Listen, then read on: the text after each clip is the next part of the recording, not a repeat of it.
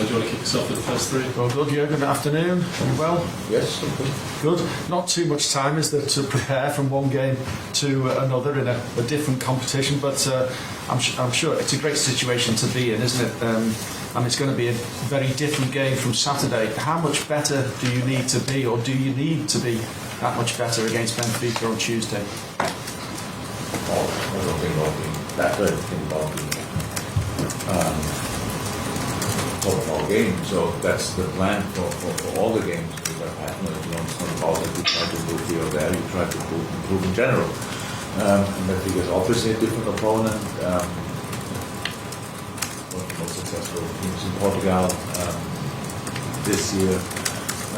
Maybe not exactly where they want to be in the table, but for that went far in the Champions League, so it's a tough opponent. I know we know a lot of players, obviously, from Premier League or Bundesliga or wherever, and so you can say it's a top team, and we have to be really good. That's true. Has Luis Diaz been able to give you any insight from his time in Portugal? We tried 10 minutes long, but it must not work now. We have obviously with Vitor, with Pavlinders, and with the boys, with Diogo, Portuguese, enough specialists for Portuguese football in our team, but we did analyze anyway completely normal because we don't need any kind of inside stories from the football. And that's what we did at the meeting with the boys this morning, the analyze meeting, so now all the necessary information are shared. Now we have to make sure that we use them. Lots of noise about Mo Salah's contract again at the weekend. Any further news update? Are you happy with the situation? I'm happy with it because it's nothing new to say. That's good. That's good. So the decisive parties are talking to each other, and that's all I need. Okay. We'll head over to Julia on Zoom now, if that's okay. Hello there, Jürgen. Hi, Julia. There are 3 empty seats in front of me here in Benfica. I was just wondering, you were talking at the weekend about how maybe a couple of players were picked up, but not Curtis Jones and Joel Matip as well, but Trent training and Curtis training today, so full squad available for the match? Yes, full squad available. So nothing. Curtis was just a little swelling, disappeared then overnight. Fine. Same as Joel, which was very helpful because it looked really strange. And yes, trained now 4 or 5 days. Not sure exactly, but yes, he's ready as well. Okay, we'll go to Ian next, please. Talk Sport. Hi Jürgen, how are you? Hi Ian, good, you? Yeah, good, thank you. We're going to speak to Virgil van Dijk as well shortly. How important is the defensive unit? We all go on about your front three being incredible, but you haven't conceded a goal away from Anfield since Crystal Palace, which was back in January. So how important is that side of things to you? It's the mother, if you want, of all the things we do. That's what I'm asking for constantly. That will never stop because it gives you stability, it gives you the opportunity to win games 1-0, which is important because you cannot always score plenty of goals because the quality of the other opponents. So that's how it all starts, that's how it all ends. It's absolutely the basis for all the things we do. Okay, we'll go to Paul Joyce next, please. Hello, Jürgen. I was just wondering if you could talk a little bit about when you were in Lisbon and got the phone call from Mike Gordon. That was a nice story you sent to the website. Yeah. Was it a phone call that changed your life, or It was not, talk a little bit about it? It did change my life, but it was not Mike Gordon on the phone. Mike I spoke later. No, it was my agent on the phone. He told me about the interest.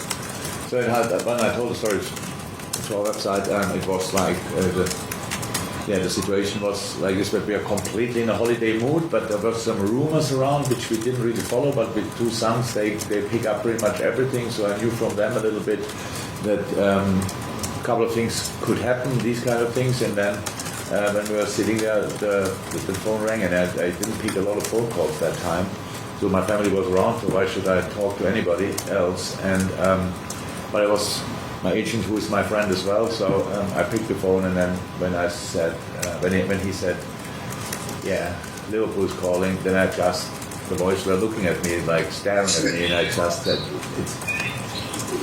and yeah, in that moment for them the decision was made, and Ulla had to put the thumb up, and it was clear we will do that because it just felt right from the first second. So it was a life changing, definitely. And you know, goes without saying, you sit here now with everything you've achieved, you can't really have expected to work out too much better. It's been everything you thought it would be. Yeah, I would love to say we were champions 2019 as well. So but we weren't. I would love to say we won the Champions League final. It was the 19 as well. No, that was 18. So that all would have been great. I don't know exactly. Yeah, no, it's you know, I don't judge my time here about the trophies too much. I know everybody else is doing that, but for me it's not that much. For me it's the way we play and the way we develop and the way the club is, and the position the club is in the moment is much more important. So it's a healthy club in a good situation. It's all what you want, and these circumstances give you the opportunity to focus on football, and that's what we try, but it's really difficult. I know the stories around us are very positive in the moment, rightly so, the boys deserve that, but we all know one failure, one little wrong step or whatever, and at least one competition could be gone, so we have to make sure. There's no problem for us, by the way, because we don't feel that well about the situation, we don't feel that great, we just feel ready for the next challenge, and that's all I need. But there's no big celebration about the development of the club in the last few years. It's just really serious work, and I'm very, very happy about that. Okay, bring to Chris in the room, please. Jürgen, Just in the room, that's what I'm wondering how you're kind of helping the players, I suppose, mentally as well, dealing with because it's every game, every big game, every few days. How are you helping to kind of keep the players, I suppose, calm in these moments? calm. I'm not sure I want them to keep calm. I know what you mean, so like focus, these kind of things, but you need excitement, everybody needs to be looking forward to it. That's easy with the fixtures we have, the competitions we are in, with the period we are in. That might be somehow more difficult late November, early December, when you're not even halfway through, and the games, the rhythm is the same pretty much, so it's really tricky. But to the end, I don't have to worry too much about that. Apart from that, we are used to it. We are used to it, and it's nice. We enjoy it. Actually, the training sessions are very short. Training and very punctual. We do this, and then go on from here. The meeting this morning was longer. We had than the session actually, and so we are used to it. The boys enjoy that. We speak the things through. We go through the ranks what we have to do on the pitch, and it's nice. And go to the next game. As long as you win, it's anyway nice. But even in other moments, it's then still very, very exciting and interesting. So no, we have no problem with that. It's all good. It's the situation we dreamed of if we would have dreamed before the season. So now we are here. Now let's try to get the most of it. Okay, Jürgen, after the game against Watford, you spoke about the maturity of the performance, the maturity in getting the result. Just how important will that be over the course of the next 2 months, that maturity? Massively, it's not the only thing. If you're only mature, it doesn't help too much, but you can combine quality, desire, excitement, and stuff like this, mentality with maturity. You cannot buy that. You have to mature yourself pretty much as a team, as a player, and then me as a coach as well. So it's just, you will realize that in a few years. You are now too young, but you judge things calmer in the future, that's what experience makes. And you don't have to get old for that. You just have to need a lot of experiences, different experiences to get a road. That's why, when I see that, I'm always really happy. We had other games when we were 1-0 up or whatever, and we were running still like madness in one direction. we were not 1-0 up, like 85th minute, and let me say both fullbacks in the box of the opposition. I think, okay, what are they doing there? So, but it's not that I want to hold them back. I just want to have them thinking in the right way, and that's what I saw on Saturday. And if I could just ask about Benfica, arguably their main threat tomorrow night will be Darwin Nunez, top scorer in the Primera Liga, and he scored against Barcelona and Ajax as well. From what you've seen of him, what kind of a threat does he pose? He's not the only one. They have a really good team, I have to say. Really talented team, and a good way to play. But yes, he is. He's a good striker. The next one for Uruguay, I don't know how they play together, Cavani, Suarez and him in one team. That's probably a challenge as well to put that in place. But it's top one. And yes, the goals he scored, obviously the one against Ajax at Amsterdam, it was a massive one, big one. Yes, in the group stage as well. So he's not shy. He did now not start the last game. He gave him half time because of coming back from international duty. So we expect him to start tomorrow.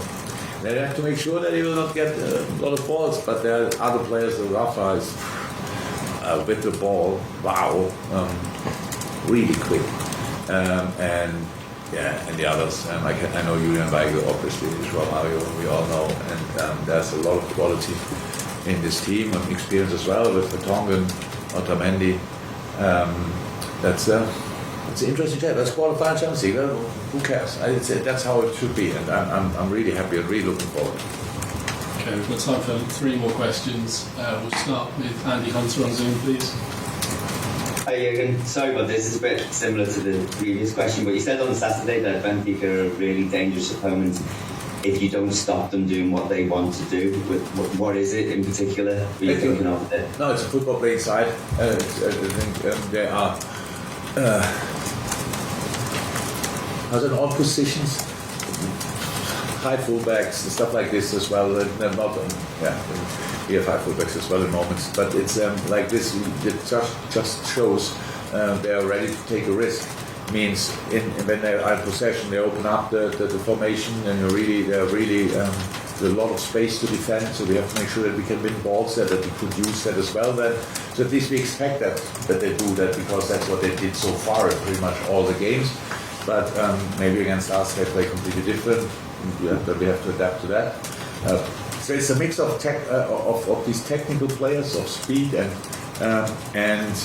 good organization, I have to say, and that's what makes it dangerous. And the fact that they came through the group, taking through, so they obviously know in the league there's for sure not exactly the position. The distance to Porto is for sure a bit too big for their understanding. But in the Champions League they overachieved. They were not in the group the favorite, for sure not. They were not against Ajax the favorite, for sure not. Ajax again, like the high flyers in the not top leagues, let me say, that everybody knows the talent of Ajax is insane, and they kicked them out, and that shows they know how to get a result, and we have to make sure that we have a hand in that as well. Okay, final 2 questions. We'll go to Dave Malik next, please. Hi, Jürgen. Just on Mo. I take it when you say that there's nothing you say, that means nothing new has actually happened, but you're happy with the progress. And also, he's not scored for a few games since February, I think. Is that an issue, or is it the fact that he does all the work and takes so many players, marking him, etc.? Is that still sort of a massively important contribution to the way your team plays? Might not have scored an open play or whatever, maybe a penalty here or there, I don't know, but it's not too important. The thing is, for me, the performance level is for me important. The threat is for other teams. It brings players together in the moment. When he gets the ball, I think 2-3 players are going for him in these moments. He could decide sometimes in a better way, no doubt about that, pass the ball quicker, all these things. But it's a tough period for Sadio, and for Sadio, like with the African Cup and then the games. It's like coming back, being immediately for us available again. That was really, really special. And that's completely normal in the season that you have these little things. For these boys, it's just not like this big changes, but it's still there. And but we see him every day in training, and we see him playing. Obviously, there's nothing to worry about apart from that we have to manage the physical part as well. Of course, these players will not come to me and ask me for a break, so I have to give them the break in a specific moment, and then we hopefully together use that little break, and then from there we go again. But that's it. Okay, we'll finish with Ian Doyle, please. Yeah, Jürgen, it's not just the first team that's had a successful season for Liverpool. The women's team won promotion to the Super League at the weekend. I was just wondering what you made of that achievement. Yeah, congratulations. I sent messages yesterday. I was really happy. I was following it now all the time. I was looking at the results always after our games, around our games, looking when they play, who they play. Last week, obviously, when after the result from last week, it was clear they with a draw against Bristol they can make it, and they won. Really happy for the girls and for Matt. It's a big thing. Obviously, Liverpool was in the last years not famous for treating or dealing with the women's football outstandingly well. They didn't go down to the championship for no reason. But now they're back, and now we have to make sure that we use the situation. And I met a lot of the girls in the last 2-3 months for different reasons. We did wonderful stuff together with Michaela for LGBT, which was really great. And then I spoke to others. It's really nice. To be honest, that's a wonderful team, great coach, and really happy for them to get promoted.